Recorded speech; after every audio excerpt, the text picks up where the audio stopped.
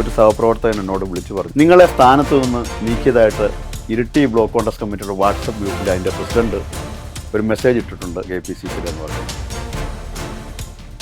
വേണ്ടി അനുകൂലമായി എഴുതിയ ആളുകളെ സ്വാധീനിക്കാനും അവരെ ഭീഷണിപ്പെടുത്താനും ഒക്കെയുള്ള ശ്രമം KPC ലെവലുള്ള ആളുകളുടെ ഭാഗത്തുനിന്ന് ഉണ്ടായി. അഡ്വക്കേറ്റ് സണ്ണി ജോസഫിനോട് ഉൾപ്പെടെ ആളുകൾ ചോദിച്ചെങ്കിലും അതിനൊന്നും വ്യക്തമായ ഒരു മറുപടി കൊടുക്കാൻ സാധിച്ചിട്ടില്ല. ഇങ്ങനെ ഒരു കീഴ്ഘടകത്തിൽ ഒരു പരാതി പോയിട്ടുണ്ട് എന്ന് താങ്കൾ വിശ്വസിക്കുന്നുണ്ടോ? ബഹുമാനായ KPC പ്രസിഡന്റ് ആരാണ് ഈ പരാതി നൽകിയത്, എന്താണ് പരാതി എന്ന് ഇതുവരെ ആരോടും വ്യക്തമാക്കിയതായി എനിക്കറിവില്ല.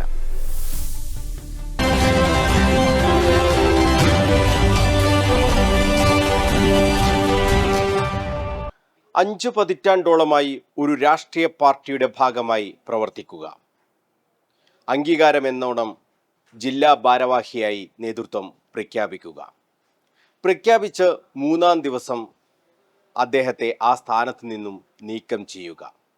ഇതിനേക്കാൾ വലിയ ഒരു അപമാനഭാരം ഒരു രാഷ്ട്രീയ നേതാവിനെ സംബന്ധിച്ചിടത്തോളം വരാനില്ല. അത്തരമൊരു അപമാനം നേരിട്ട ഒരു കോൺഗ്രസ് നേതാവുണ്ട് കണ്ണൂരിൽ. പേരാവൂർ മണ്ഡലത്തിലെ, പ്രത്യേകിച്ച് ഇരിട്ടി മേഖലയിലെ കോൺഗ്രസിൻ്റെ ഏറ്റവും പ്രധാനപ്പെട്ട നേതാവായ തോമസ് വർഗീസ്, ജില്ലാ പഞ്ചായത്തിൻ്റെ മുൻ പ്രതിപക്ഷ നേതാവ്, 9 വർഷത്തോളം ഇരിട്ടി ബ്ലോക്ക് കോൺഗ്രസിൻ്റെ പ്രസിഡന്റ്. എന്താണ് കോൺഗ്രസിൽ സംഭവിച്ചത്? കണ്ണൂർ വിഷൻ BMH ക്വസ്റ്റ്യൻ അവർ ഈ ആഴ്ച ഈ വിഷയമാണ് പരിശോധിക്കുന്നത്. നമ്മളോടൊപ്പം അതിഥിയായി ചേരുന്നത് കോൺഗ്രസ് നേതാവായ തോമസ് വർഗീസാണ്. എല്ലാ പ്രേക്ഷകർക്കും ക്വസ്റ്റ്യൻ അവറിലേക്ക് ഹൃദ്യമായ സ്വാഗതം തോമസ് വർഗീസ്. എന്താണ് സംഭവിച്ചത്? താങ്കൾ ആദ്യം DCCയുടെ ജനറൽ സെക്രട്ടറിയായി വരുന്നു, 3-ാം ദിവസം താങ്കളെ നീക്കം ചെയ്യുന്നു. വലിയൊരു അപമാനം നേരിട്ടു എന്ന് ഞാൻ പറയേണ്ടതില്ല, സംഭവിച്ചത് അതാണ്. വലിയ സങ്കടം ഉണ്ടായില്ലേ അതിൽ? തീർച്ചയായും സങ്കടം ഉണ്ടായി. എന്താണ് സംഭവിച്ചത്? എൻ്റെ ബഹുമാന്യ സ്നേഹിതൻ മനോജിന് എന്താണ് സംഭവിച്ചതെന്ന് അറിയാമെങ്കിൽ അത് തന്നെയാണ് എനിക്കും അറിയാവുന്നത്. 4-ാം തീയതി വൈകുന്നേരം ഒരു 8 മണിക്കാണ് എന്നോട് വിളിച്ച് കണ്ണൂർ DCCയിൽ നിന്നും അതിൻ്റെ സംഘടനാ ചുമതലയുള്ള ജനറൽ സെക്രട്ടറി മുഹമ്മദ് ഫൈസൽ, ഞാൻ അദ്ദേഹത്തെക്കുറിച്ച് ഒരു അഭിപ്രായ വ്യത്യാസവും പറയുന്നില്ല, താങ്കൾക്കറിയാം, അദ്ദേഹമാണ് എന്നെ വിളിച്ച് വിവരം അറിയിക്കുന്നത്. അതിനുശേഷം കണ്ണൂർ വിഷൻ ഉൾപ്പെടെയുള്ള ചാനലുകൾക്കകത്ത് ഈ വാർത്ത വന്നു. വാർത്ത നാട്ടിലെ എല്ലാ ആളുകളും കണ്ടു. ഈ വാർത്ത കണ്ട് എന്നെ ഒരുപാട് ആളുകൾ അന്ന് രാത്രിയിൽ തന്നെ വിളിച്ച് അഭിനന്ദനങ്ങൾ അറിയിച്ചു. എൻ്റെ സഹപ്രവർത്തകരായിട്ടുള്ള ആളുകൾ ഫേസ്ബുക്കിലും അതുപോലെ തന്നെ വാട്സപ്പിലും ഒക്കെ അനുമോദനം മെസ്സേജുകൾ അയച്ചു. പിറ്റേ ദിവസം രാവിലെ ഞാൻ ഇരിട്ടിയിൽ തന്നെ ഉണ്ടായിരുന്നു. അന്ന് വൈകുന്നേരം ബഹുമാനായ പ്രതിപക്ഷ നേതാവ് VD സതീശൻ നയിക്കുന്ന പുതുയുഗ യാത്രയുടെ സംഘാടക സമിതി യോഗം ഇരിട്ടി KSSP ഹാളിൽ ചേർന്നു. ഞാൻ ആദ്യാവസാനമായ യോഗത്തിൽ പങ്കെടുത്തു, തിരിച്ചു പോരുന്നു. പിറ്റേ ദിവസം ഞാനൊരു അയ്യങ്കുന്നിലെ ഒരു ചന്ദ്രൻകുന്നേർ സാർ എന്ന് പറഞ്ഞൊരു വ്യക്തി, പ്രമുഖ ഒരു അധ്യാപകനായിരുന്നു, അദ്ദേഹം മരിച്ച വീട്ടിൽ ഞാൻ പോയി. എല്ലാവരും ചെന്നപ്പോൾ എല്ലാവരും എന്നോട് വളരെ സൗഹാർദ്ദപരമായി ഞാൻ പെരുമാറി. പ്രത്യേകിച്ച് അയ്യങ്കുന്ന് പഞ്ചായത്ത് എന്ന് പറഞ്ഞാൽ എന്നെ സംബന്ധിച്ച് ഏറ്റവും, ഞാൻ ജില്ലാ പഞ്ചായത്ത് അംഗമായിരിക്കുന്നപ്പോൾ ഏറ്റവും അധികം ഫണ്ട് കൊടുക്കുകയും ജനങ്ങളുമായി ഏറ്റവും ഇൻട്രാക്ട് ചെയ്യുകയും ചെയ്ത ഒരു പഞ്ചായത്താണ്. ആ പഞ്ചായത്തിൻ്റെ പ്രസിഡന്റ് എന്ന് പറയുന്നത് സണ്ണി ജോസഫിൻ്റെ തന്നെ അമ്മയുടെ അനുജത്തിയുടെ മകൾ അഡ്വക്കേറ്റ് ഷീജ സെബാസ്റ്റ്യനായിരുന്നു. അപ്പോൾ തീർച്ചയായിട്ടും അവിടെ ചെന്നപ്പോൾ ആളുകളെല്ലാം ഏറെ സന്തോഷത്തിൽ എന്നോട് കൈപിടിക്കുകയും മരണ വീട്ടിൽ നിന്ന് പറയുകയും ചെയ്തു. തിരിച്ച് ഞാൻ രാത്രി 9 മണിയായപ്പോൾ തിരിച്ചു വന്ന് ഒരു 10 മണിയോടുകൂടി എൻ്റെ ഫോണ് നിരന്തരമായി റിങ് ചെയ്തപ്പോൾ ഞാൻ കുളിക്കുകയായിരുന്നു. വന്നിട്ട് ഫോൺ എടുത്തപ്പോൾ ഒരു സഹപ്രവർത്തകൻ എന്നോട് വിളിച്ചു പറഞ്ഞു, അയ്യങ്കുന്നിലെ തന്നെയുള്ള പ്രവർത്തകനാണ്, വിളിച്ചു പറഞ്ഞു, നിങ്ങളെ സ്ഥാനത്ത് നിന്ന് നീക്കിയതായിട്ട് ഇരിട്ടി ബ്ലോക്ക് കോൺഗ്രസ് കമ്മിറ്റിയുടെ വാട്സപ്പ് ഗ്രൂപ്പിൽ അതിൻ്റെ പ്രസിഡന്റ് ഒരു മെസ്സേജ് ഇട്ടിട്ടുണ്ട് KPCC എന്ന് പറഞ്ഞു. അപ്പോൾ എനിക്ക് പെട്ടെന്ന് വിശ്വസിക്കാൻ പറ്റിയില്ല. നിങ്ങൾ വാട്സപ്പ് നോക്കുമെന്ന് പറഞ്ഞു. ഞാൻ വാട്സപ്പ് നോക്കിയപ്പോൾ ശരിയാണ്. പിന്നെ എനിക്ക് നിരന്തരമായ 450 ആളുടെ വാട്സപ്പിൽ നിരന്തരമായ ഫോൺ കോളാണ്. ഞാനും ബഹുമാന MLA അഡ്വക്കേറ്റ് സണ്ണി ജോസഫും ഉള്ള ഞങ്ങളൊരു പഞ്ചായത്തുകാരും ഒരു വാർഡുകാരുമാണ്. വാട്സപ്പ് ഗ്രൂപ്പിൻ്റെ അകത്ത് അദ്ദേഹത്തോട് നിരന്തരമായി പാർട്ടി പ്രവർത്തകന്മാർ ചോദ്യങ്ങൾ ചോദിച്ചു. എന്താണ് പരാതി, കീഴ്ഘടകത്തിൻ്റെ പരാതി എന്താണ് എന്ന് ചോദിച്ചു. പരാതിക്ക് ആരാണ് പരാതി എന്ന് ചോദിച്ചു. ഒരു മറുപടിയും അദ്ദേഹമോ ഒരു പാർട്ടി നേതാവോ, ഒരുപാട് DCC പ്രസിഡന്റ് ഉൾപ്പെടെ ആ വാട്സപ്പ് ഗ്രൂപ്പിൻ്റെ അകത്തുണ്ട്, ആരും പറഞ്ഞില്ല. പിറ്റേ ദിവസം ആളുകൾ എന്നെ, ഒരുപാട് ആളുകൾ എന്നെ വിളിച്ചു, എൻ്റെ വീട്ടിൽ വന്നു, എന്നോട് ഐക്യദാർഢ്യം പ്രകടിപ്പിച്ചു. ആ കാര്യം അങ്ങനെ അതിനുശേഷം എന്നെ അവിടുത്തെ ഒരു പ്രാദേശിക ചാനലിൻ്റെ ഒരു ലേഖകൻ വന്ന് ഇൻ്റർവ്യൂ ചെയ്തു. ഞാൻ പറയാൻ സാധിക്കുന്ന കാര്യങ്ങൾ ഞാൻ അദ്ദേഹത്തോട് പറഞ്ഞു. ആ ഇൻ്റർവ്യൂ ഏതാണ്ട് 2 ദിവസം കൊണ്ട് 65,000-ഓളം ആളുകൾ കണ്ടു, 500-ലധികം ഷെയറുകളുണ്ടായി. ഒരുപാട് ആളുകൾ വാട്സപ്പിലും ഫേസ്ബുക്കിലും എല്ലാം എനിക്ക് അനുകൂലമായി എഴുതി. പക്ഷേ എനിക്കുണ്ടായ ഒരു അനുഭവം എന്ന് പറയുന്നത്, എനിക്ക് വേണ്ടി അനുകൂലമായി എഴുതിയ ആളുകളെ പല രൂപത്തിൽ സ്വാധീനിക്കാനും അവരെ ഭീഷണിപ്പെടുത്താനും ഒക്കെയുള്ള ശ്രമം ചില കോൺഗ്രസ് നേതാക്കന്മാരുടെ ഭാഗത്തുനിന്ന്, KPC ലെവലുള്ള ആളുകളുടെ ഭാഗത്തുനിന്ന്, പേര് ഞാൻ പറയുന്നില്ല, ഉണ്ടായി. അപ്പം അവരൊക്കെ ചോദിച്ചു, തോമസ് വർഗീസ് ചെയ്ത തെറ്റെന്താണെന്ന് ഞങ്ങൾക്കറിയണം. അതല്ലേ ഞങ്ങൾ ചോദിച്ചിട്ടുള്ളൂ. 2 ദിവസം കൊണ്ട് അദ്ദേഹം എന്ത് തെറ്റാണ് ചെയ്തത്? അദ്ദേഹം ഏതെങ്കിലും ബലാത്സംഗ കേസിൽ പ്രതിയാണോ? ഏതെങ്കിലും തട്ടിപ്പ് കേസിൽ പ്രതിയാണോ? ഏതെങ്കിലും തട്ടിപ്പ് നടത്ത സഹകരണ സംഘത്തിൻ്റെ പ്രസിഡൻ്റാണോ? അദ്ദേഹത്തിനെതിരെ ഏതെങ്കിലും പോലീസ് സ്റ്റേഷനുകളിൽ ഏതെങ്കിലും കേസുകളുണ്ടോ? അദ്ദേഹം പണം വാങ്ങിയിട്ട് ആർക്കെങ്കിലും കൊടുക്കാനുണ്ടോ? ഇത്തരം ചോദ്യങ്ങളൊക്കെ ചോദിച്ചെങ്കിലും ഇതിനൊന്നും നേരിട്ടും അല്ലാതെയും ഉത്തരവാദിത്തപ്പെട്ട KPCC പ്രസിഡന്റിനോടുൾപ്പെടെ, അഡ്വക്കേറ്റ് സണ്ണി ജോസഫിനോടുൾപ്പെടെ ആളുകൾ ചോദിച്ചെങ്കിലും അതിനൊന്നും വ്യക്തമായ ഒരു മറുപടി കൊടുക്കാൻ സാധിച്ചിട്ടില്ല. നേരിട്ടും വാട്സപ്പിലും ആളുകൾ ചോദിച്ചു. ഇത്തരം പരാതികളുള്ള ധാരാളം ആളുകൾ കോൺഗ്രസിൻ്റെ നേതൃത്വത്തിലുണ്ട് എന്ന് നമ്മൾ കാണണം. ഞാനത് ബഹുമാനപ്പെട്ട മനോജിനോട് പറയേണ്ട കാര്യം, നിങ്ങൾക്കറിയാം കണ്ണൂരിലെ കോൺഗ്രസിൻ്റെ ഓരോ നേതാവിനെയും കുറിച്ചും കേരളത്തിലെ കോൺഗ്രസിൻ്റെ ഓരോ നേതാക്കന്മാരെക്കുറിച്ചും ഞാൻ ആരെയും മോശപ്പെടുന്നു. പക്ഷേ ചില ആളുകൾ, അത്തരം ആളുകളും ഇതിൻ്റെ അകത്തുണ്ട്. അവരൊക്കെ വളരെ സുഖകരമായി ഇതിൻ്റെ ഭാരവാഹികളായും നേതാക്കന്മാരുമായി തുടരുന്നു. 47 വർഷക്കാലത്തെ രാഷ്ട്രീയ പ്രവർത്തന രംഗത്തെ ഞാൻ അറിഞ്ഞുകൊണ്ട് ഒരു തെറ്റും ചെയ്യാത്ത, അതിൽ 27 വർഷക്കാലം ഉളിക്കൽ പഞ്ചായത്തിൽ രാഷ്ട്രീയ പ്രവർത്തനം നടത്തുകയും ഇരിക്കൂർ കോൺസ്റ്റിറ്റ്യുവൻസി 20 വർഷക്കാലം പേരാവൂർ കോൺസ്റ്റിറ്റ്യുവൻസി രാഷ്ട്രീയ പ്രവർത്തനം നടത്തുകയും ചെയ്തുകൊണ്ട് ഇരിക്കൂറിലെയും പേരാവൂരിലെയും ആളുകൾക്ക് എന്നെ നന്നായിട്ട് അറിയാം. പാർട്ടി പ്രവർത്തകന്മാർക്കും ആളുകൾക്കും അറിയാം. 9 വർഷക്കാലം ഞാൻ കണ്ണൂർ ജില്ലാ പഞ്ചായത്ത് അംഗമായി പ്രവർത്തിച്ചു. അത് നിങ്ങൾ വിലയിരുത്തുക, നിങ്ങൾ ആ നാട്ടിലെ ആളുകളോട് ചോദിച്ച് വിലയിരുത്തണമെന്നാണ് എൻ്റെ എളിയ റിക്വസ്റ്റ്.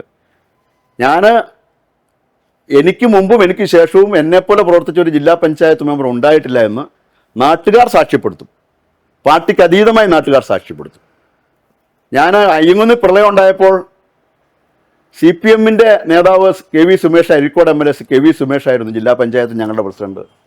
ഞാനും അദ്ദേഹവുമായി പലപ്പോഴും രാഷ്ട്രീയ വിഷയങ്ങളിൽ ശണ്ട കൂടിയിട്ടുണ്ട്. പക്ഷേ പ്രളയം ഉണ്ടായപ്പോൾ അദ്ദേഹം വലിയ സഹായം ചെയ്തു. അവിടെ വന്നു, പ്രത്യേകം മീറ്റിംഗ് വിളിച്ചു.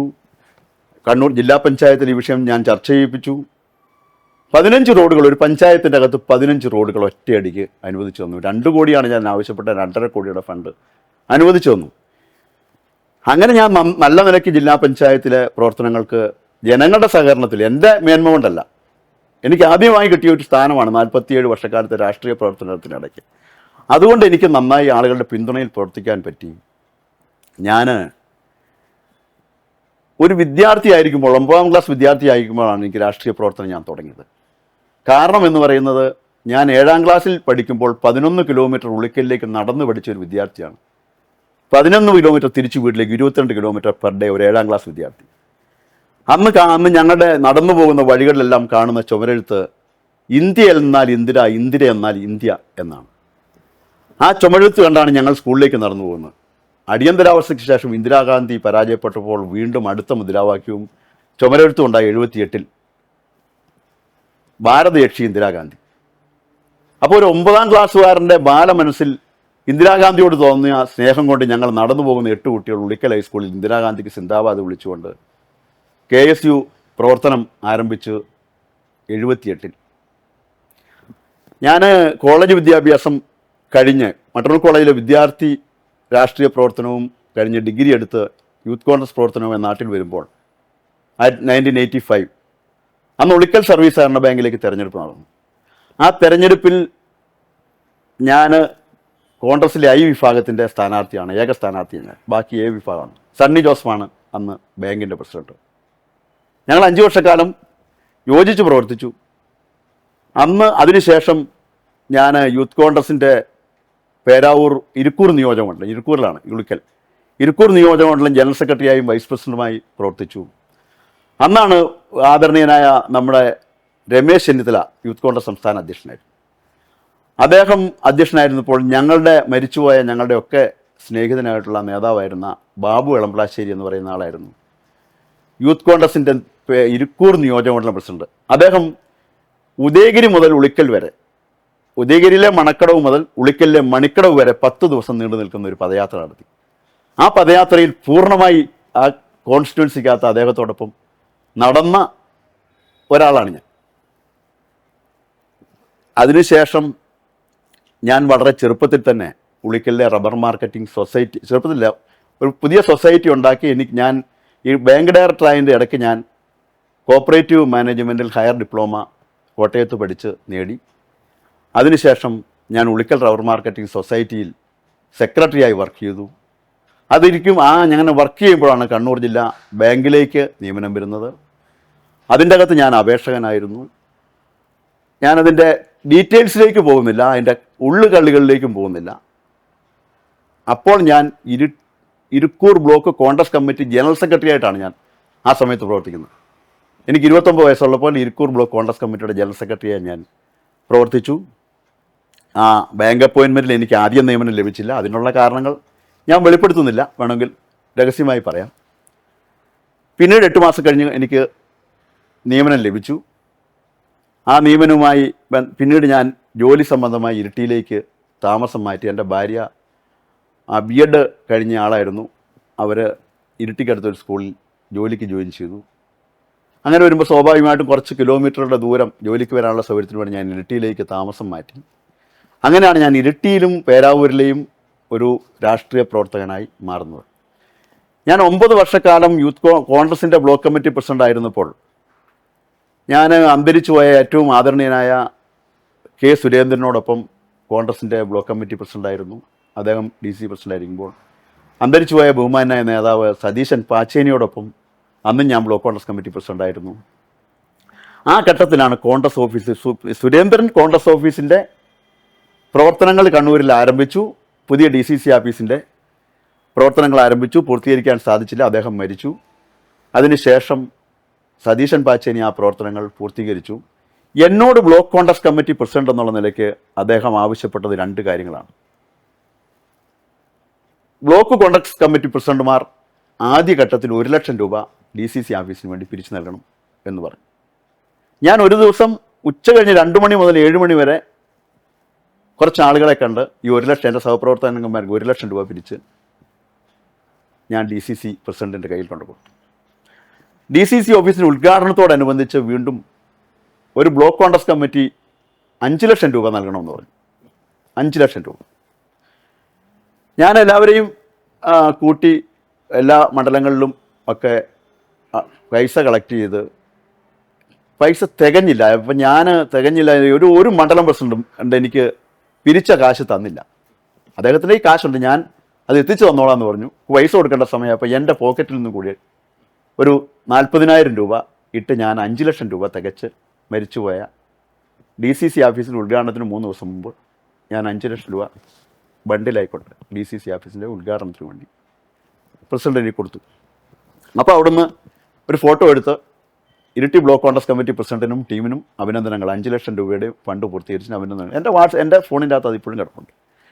ഞാൻ ഇരിട്ടിയിൽ ബ്ലോക്ക് കോൺഗ്രസ് കമ്മിറ്റി പ്രസിഡന്റ് ആകുമ്പോൾ കോൺഗ്രസ്സുകാർക്ക് അവിടെ കയറിയിരിക്കാനും ഇടമില്ലായിരുന്നു. ഇരിട്ടിയിലൊരു 3 സെൻറ്റ് സ്ഥലം കോൺഗ്രസ് ഓഫീസിന് വേണ്ടി വർഷങ്ങൾക്ക് മുമ്പ് കിട്ടിയൊരു സ്ഥലമുണ്ട്. ആ സ്ഥലത്ത് ബിൽഡിംഗ് പണിയാൻ വേണ്ടി ഞാൻ ഒരു ശ്രമം നടത്തി. കുറേ കോൺഗ്രസ് നേതാക്കന്മാർ അത് തടസ്സപ്പെടുത്തി. ഞാൻ താൽക്കാലികമായി എൻ്റെ കയ്യിൽ നിന്നുൾപ്പെടെ കാശ് ഉണ്ടാക്കി അവിടെ കോൺഗ്രസിന് താൽക്കാലിക ഓഫീസ് ഉണ്ടാക്കി പ്രവർത്തനം നടത്തി. ഈ KPCC രണ്ടാമതിറക്കിയ ആ ഒരു ഉത്തരവിൽ പറയുന്നത് കീഴ്ഘടകത്തിൽ നിന്നുള്ള പരാതിയെ തുടർന്ന് താങ്കളെ DCC ജനറൽ സെക്രട്ടറി സ്ഥാനത്ത് നിന്നും നീക്കം ചെയ്യുന്നു എന്നാണ്. ഏത് കീഴ്ഘടകമാണ് ഇത്തരത്തിലുള്ള ഒരു പരാതി KPCCക്ക് നൽകിയത്? അക്കാര്യമെങ്കിലും താങ്കൾക്ക് അറിയാമോ? ബഹുമാന്യ KPC പ്രസിഡന്റിനോട് ഞാൻ മനസ്സിലാക്കിയത്, പാർട്ടിയുടെ പ്രവർത്തകന്മാർ അദ്ദേഹം ചില പരിപാടികളിൽ പങ്കെടുത്തപ്പോൾ തോമസ് വർഗീസിനെതിരെയുള്ള പരാതി എന്താണെന്ന് നേരിട്ട് അദ്ദേഹത്തോട് ചോദിച്ചു എന്നാണ് ഞാൻ മനസ്സിലാക്കിയ കാര്യം. അതുപോലെ തന്നെ ഞാൻ പറഞ്ഞത്, ഞാനും അദ്ദേഹവും ഉള്ള വാട്സപ്പ് ഗ്രൂപ്പിൻ്റെ അകത്ത് ഒരുപാട് പ്രവർത്തകന്മാർ ഈ ചോദ്യം ചോദിച്ചു. ധാരാളം പാർട്ടി പ്രവർത്തകന്മാർ ഈ ദിവസങ്ങൾക്കിടയ്ക്ക് എൻ്റെ അതിന്റെ ശബ്ദ ഇതുവരെ കൺവെർഷൻ ഉണ്ട്, നൽകിയതാണ്. പക്ഷേ ബഹുമാനായ KPC പ്രസിഡന്റ് ആരാണ് ഈ പരാതി നൽകിയത്, എന്താണ് പരാതി എന്ന് ഇതുവരെ ആരോടും വ്യക്തമാക്കിയതായി എനിക്കറിവില്ല. ഇങ്ങനെ ഒരു കീഴ്ഘടകത്തിന് ഒരു പരാതി പോയിട്ടുണ്ട് എന്ന് താങ്കൾ വിശ്വസിക്കുന്നുണ്ടോ? പോയിട്ടില്ല എന്നുള്ളതാണ് വിശ്വാസം. പുതിയ പരാതികൾ എന്തെങ്കിലും ആരെങ്കിലും ഇനിയും എഴുതി വാങ്ങിക്കണം, അല്ലാതെ ഒരു പരാതിയും എനിക്കെതിരെ ഉള്ളതായി പരാതി ഉണ്ടെങ്കിൽ ഞാൻ ബഹുമാനായ മനോജിനോട് ചോദിക്കുന്നു, ഞാനൊരു കൊലപാതക കേസിൽ പ്രതിയാണെങ്കിൽ ഞാൻ എന്തു സാഹചര്യത്തിലാണ് ഈ ആളെ കൊല ചെയ്തത് എന്ന് ഈ രാജ്യത്തെ IPCയും CRPCയിലും നിയമമില്ല, എന്നെ വിചാരണ ചെയ്തില്ലേ?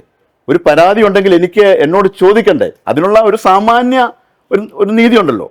ഇന്ന പരാതി താങ്കളെക്കുറിച്ചുണ്ട്, എന്താണ് താങ്കൾക്ക് പറയാനുള്ളത് എന്ന് ഒന്ന് ചോദിക്കാനുള്ള ഒരു ജനാധിപത്യ രാജ്യത്തെ ഇന്ത്യയിലെ ഏറ്റവും വലിയ ജനാധിപത്യ പാർട്ടിക്ക് അതിനുള്ള ഒരു ആർജവം, അതിനെന്താണ് വാക്ക് പറഞ്ഞിരിക്കുന്നത്, അതിനുള്ള ഇത് കാണിക്കണ്ടേ? എന്നോടാരും ചോദിച്ചിട്ടില്ല, എനിക്കെതിരെ എന്തെങ്കിലും പരാതി ഉള്ളതായി എന്നോട് ആരും പറഞ്ഞിട്ടില്ല. ഏത് ഘടകമാണ് കീഴ്ഘടകം ഏതാണെന്ന് ചോദിച്ചപ്പോൾ അതിന് മറുപടിയില്ല. കാരണം KPCCയുടെ കീഴ്ഘടകങ്ങൾ എന്ന് പറഞ്ഞാൽ DCCകളുണ്ട്, ബ്ലോക്ക് കമ്മിറ്റിയുണ്ട്, മണ്ഡലം കമ്മിറ്റിയുണ്ട്, വാർഡ് കമ്മിറ്റിയുണ്ട്, ബൂത്ത് കമ്മിറ്റിയുണ്ട്. ഇത്രയുമാണ് കീഴ്ഘടകങ്ങൾ. ഏത് കീഴ്ഘടകത്തിൽ ആരാണ് പരാതിക്കാരൻ, എന്താണ് പരാതി എന്ന് ഇതുവരെയും വ്യക്തമാക്കിയിട്ടില്ല. എൻ്റെ ഒരു എളിയ റിക്വസ്റ്റ് അത് വ്യക്തമാക്കണമെന്നാണ്. താങ്കൾ പ്രവർത്തിക്കുന്ന മണ്ഡലം കമ്മിറ്റി അല്ലെങ്കിൽ ബ്ലോക്ക് കമ്മിറ്റി, വാർഡ് കമ്മിറ്റി, ഈ മൂന്നും ബൂത്ത് കമ്മിറ്റി അല്ല, ഒരു പരാതിയും നൽകിയതായി എനിക്കറിവില്ല. കാരണം എന്നോടാരും ഒരു പരാതിയും താങ്കളെക്കുറിച്ചുണ്ടെന്ന് ഒരു മേൽ കമ്മിറ്റിയും പറഞ്ഞില്ല. ഞാൻ 3 ബഹുമാനായ സുധാകരൻ KPC പ്രസിഡന്റ് ആയപ്പോൾ കേരളത്തിലെ മുഴുവൻ ബ്ലോക്ക് പ്രസിഡന്റുമാരെയും പിരിച്ചുവിട്ടു. നിയമനമാണല്ലോ, ഇതെല്ലാം നിയമനങ്ങളാണല്ലോ, അല്ലാതെ ജനങ്ങൾ തിരഞ്ഞെടുക്കുന്ന അല്ലെങ്കിൽ ജനങ്ങളുടെ അടുത്ത് ലീഡർഷിപ്പിന്റെ താല്പര്യം അനുസരിച്ചുള്ള നിയമനമാണല്ലോ. അപ്പം ആ നിയമനത്തിൽ അങ്ങനെ നിയമിക്കപ്പെട്ട എന്നെ 9 വർഷത്തിന് ശേഷം പിരിച്ചുവിട്ടു. എനിക്കൊരു പരാതിയുമില്ല. കാരണം കേരളത്തിലെ മുഴുവൻ ആളെയും പിരിച്ചുവിട്ടു. തോമസ് വർഗീസിന് മാത്രം പ്രത്യേകതയൊന്നുമില്ല. പക്ഷേ 6 ആളുകളെ അന്ന് നിലനിർത്തി. കണ്ണൂരിൽ 23 ബ്ലോക്ക് കോൺഗ്രസ് കമ്മിറ്റി ഉള്ളതിൽ മുഴുവൻ ആളെയും പിരിച്ചുവിടാൻ തീരുമാനിച്ചെങ്കിലും 6 ആളുകളെ നിലനിർത്തി 17 ആളുകളെയാണ് പിരിച്ചുവിട്ടത്. ആ 17 ആളുകളാണ് ഇപ്പം സ്റ്റേറ്റ് വൈഡ് ആയിട്ടുള്ള തീരുമാനത്തിൻ്റെ കേരള പ്രദേശ് കോൺഗ്രസ് കമ്മിറ്റി ഞാൻ മനസ്സിലാക്കിയത് എല്ലാ ജില്ലകളിൽ നിന്നും അന്ന് പിരിച്ചുവിടപ്പെട്ട ബ്ലോക്ക് കോൺഗ്രസ് കമ്മിറ്റി പ്രസിഡന്റുമാർ ആരൊക്കെയാണ്, അവരുടെ നിലവിലുള്ള അവർ കോൺഗ്രസിലുണ്ടോ, അവർ പ്രവർത്തനരംഗത്തുണ്ടോ, അവർക്കെതിരെ എന്തെങ്കിലും പരാതി ഉണ്ടോ എന്നൊക്കെയുള്ള അവരെക്കുറിച്ചുള്ള ഒരു റിപ്പോർട്ട് കേരളത്തിലെ മുഴുവൻ DCCകളോടും ചോദിച്ചിട്ട് ആ റിപ്പോർട്ടിൻ്റെ അടിസ്ഥാനത്തിലാണ് നിശ്ചയിച്ചതെന്നാണ് എനിക്ക് കിട്ടിയ ഇൻഫർമേഷൻ. അപ്പോൾ എനിക്ക് അനുകൂലമായി ജില്ലാ കോൺഗ്രസ് കമ്മിറ്റി ഒരു റിപ്പോർട്ടിൻ്റെ അകത്ത് എൻ്റെ പേരും കൂടി ഉൾപ്പെടുത്തി KPCC കൊടുത്തുകൊണ്ടാണല്ലോ എന്നെ വെച്ചിട്ടുണ്ടാകുക. എനിക്കെതിരെ പരാതി ഉണ്ടെങ്കിൽ എൻ്റെ പേര് DCC ഉൾപ്പെടുത്തി കൊടുക്കില്ലല്ലോ. തോമസ് വർഗീസിനെതിരെ ഇന്ന പരാതിയുണ്ട്, അതുകൊണ്ട് തോമസ് വർഗീസിനെ വെച്ചാൽ ആ കോൺഗ്രസിന് അത് ക്ഷീണമാണ്, അല്ലെ പ്രവർത്തകന്മാർക്ക് പരാതിയുണ്ട്, അത് ക്ഷീണമാണ്. അങ്ങനെ പറഞ്ഞാൽ എന്നെ വെക്കാണ്ടിരുന്നാൽ പോരെ?